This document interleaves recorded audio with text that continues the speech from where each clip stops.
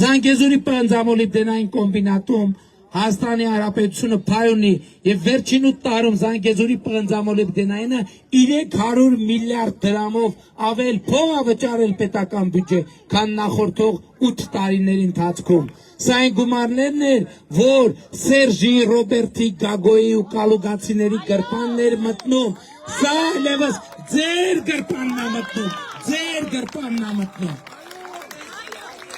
Մենք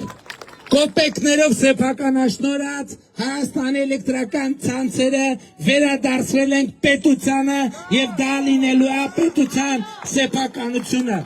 Հերթը Արարատի ցեմենտի գործարանինն է եւ շատ շուտով Արարատի ցեմենտի գործարանը կլինի պետության,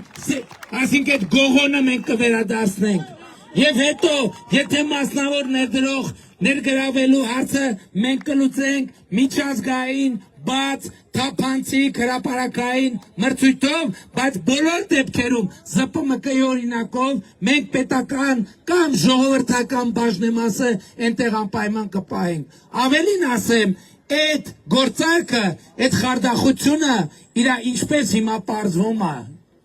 քննության արդյունքով է պարզվել, իրականաց այտենց բան էլ ասում են նոր իմացակ,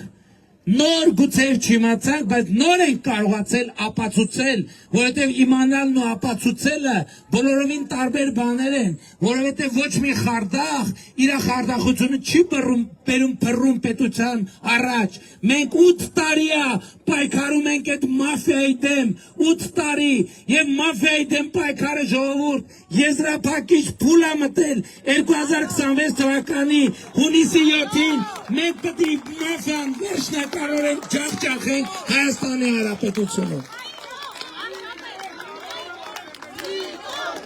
Եվ